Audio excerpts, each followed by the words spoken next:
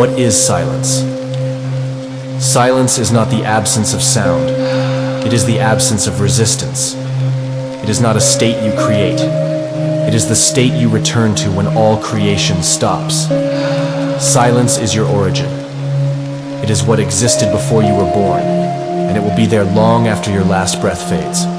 Between thoughts, between heartbeats, between the endless doing, there is a stillness. That stillness is not empty. It is full of awareness, full of presence, full of the taste of truth. But the modern mind has forgotten how to listen.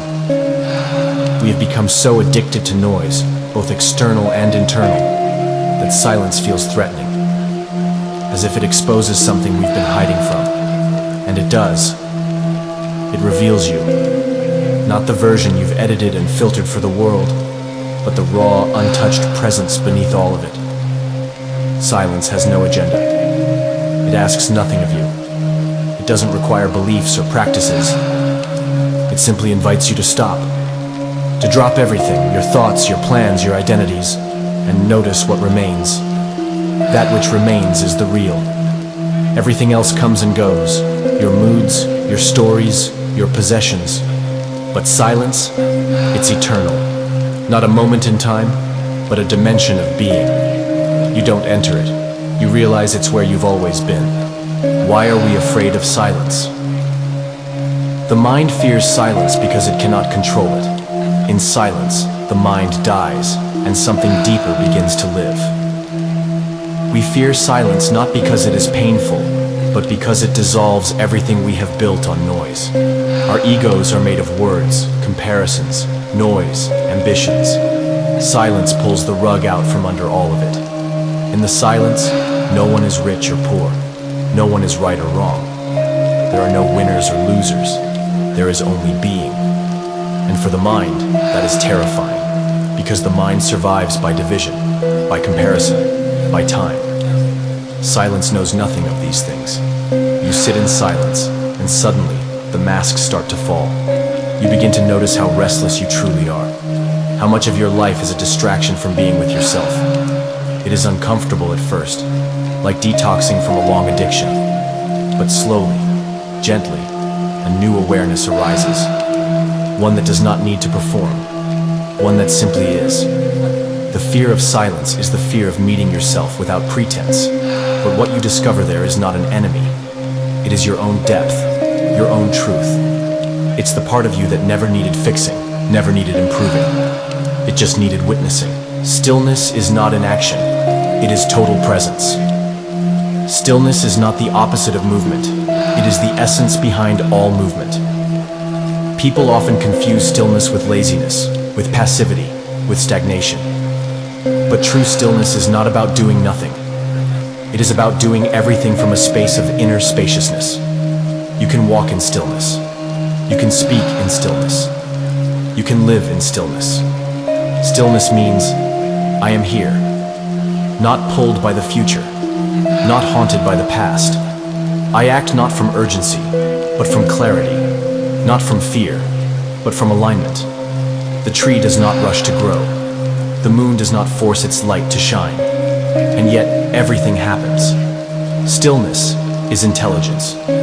Not the intelligence of calculation, but the intelligence of harmony. You've been taught that life is a race. But what if it's not? What if it's a song, a dance? Not to be finished, but to be experienced deeply. Stillness is your doorway to that depth. It is where you stop becoming and start being. Only in that state can you love fully, breathe fully, create fully. Not as a fragmented mind, but as a whole human. The art of listening to life. You are not here to fix life. You are here to hear it, to feel it, to dance with it. There is a deep intelligence flowing through life, but we miss it because we're too busy trying to make life something else. We ask, how can I change this? How can I improve that? How do I get more, be more, do more? But real transformation does not begin with effort. It begins with listening. Listening means you drop the agenda. You stop fighting what is. You let life speak in its own language, the language of sensation, of silence, of synchronicity. You begin to notice how everything is already talking to you. The way a stranger smiles, the way a leaf falls, the way your breath pauses before the next inhale. Every moment is a message, not from the outside world, but from the depth of your own being. But to hear it, you must stop shouting inside, stop planning, stop fearing. Just sit, just breathe. And you'll find that the answers are not separate from the silence. They are the silence. You are not a problem to solve. You are not a project to fix. You are a presence to return to. And that presence, when fully touched, is joy. Joy not because everything is perfect, but because you are no longer needing it to be. Joy is your default. Peace is your nature. Silence is your home. Welcome back. The illusion of thought and the space beyond mind. Thought is a noise that pretends to be your guide. It chatters, analyzes, predicts, but never knows. It lives in fragments, yesterday's fear, tomorrow's ambition, today's confusion. It never knows this moment. It cannot, because thought is not alive. It is memory, dead echoes playing on a loop. And yet, you worship thought. You obey it. It tells you what is right, what is wrong, what is possible, what is not. It gives you an identity, a story, a structure, and a prison. True silence begins where thought ends. Not forcibly, not by suppression, but by seeing. You simply observe the stream of thoughts, like clouds drifting across an empty sky. The sky doesn't resist. It allows, it witnesses. And in that allowing, something shifts. The thoughts lose their grip. They pass like birds, fleeting visitors, not permanent residents. In that space beyond thought, you feel what cannot be spoken. A presence, vast and intimate. A knowing that has no words, because it doesn't need them. This is where joy is born. Not the joy of excitement or entertainment, but the quiet joy of simply being. The mind is a machine. You are not a machine. You are the space in which the machine runs. And when the machine rests, your being shines. In deep silence, the mind doesn't disappear. It simply loses its throne. You stop identifying with it, and in that moment, you return home. Freedom from becoming. You've been told since childhood, become someone. Be better. Be smarter. Be richer. Be admired.